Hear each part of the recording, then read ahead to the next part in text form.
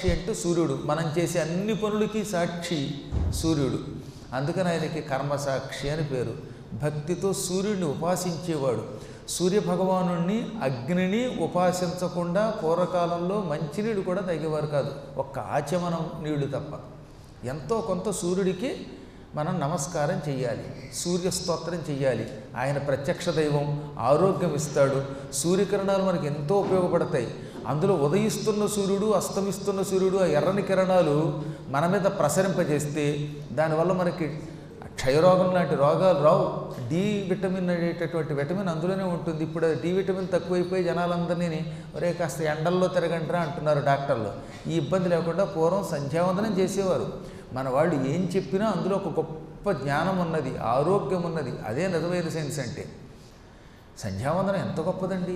ఇప్పుడు చూడండి, వాళ్ళ పేపర్లో 3 మందికి ఏమని రాశారో తెలుసా? నాకు ఎముకలు పెడుసు అయిపోతున్నాయి, దానివల్ల నేను చచ్చిపోతాను, నడవలేకపోతాను, కాళ్ళు పటపట్లాడుతున్నాయి, దీనికి మందు ఏమిటి అని ఒక పేపర్లో ఓ ప్రశ్న రాసింది ఒక ఆవిడ.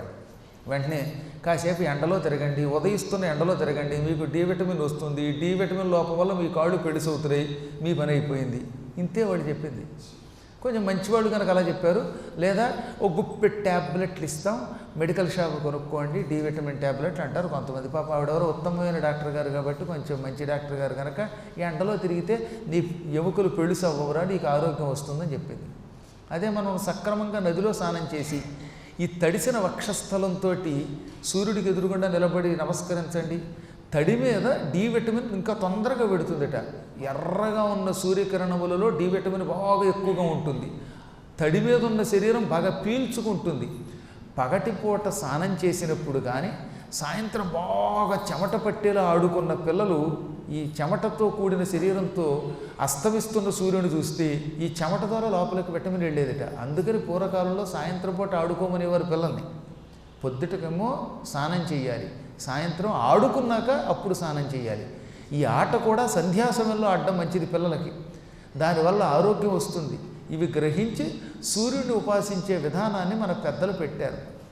ఆ భగవంతుడు ఆరోగ్యప్రదాత సూర్యుడిని భక్తి శ్రద్ధలతో ఉపాసించటమే అసలు సంధ్యావందనంలో ముఖ్యమైన ప్రక్రియ. అసలు సంధ్యావందనం అయిన తర్వాత చేసే గాయత్రీ మంత్రంలో సవితా దేవత అని ఉంటుంది. తత్ సవితుర్వరేణ్యం, సవితు అంటే సూర్యుడని అర్థం.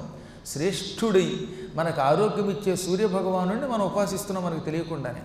అందుకని ఆ సూర్యుడికి నమస్కరించాడు.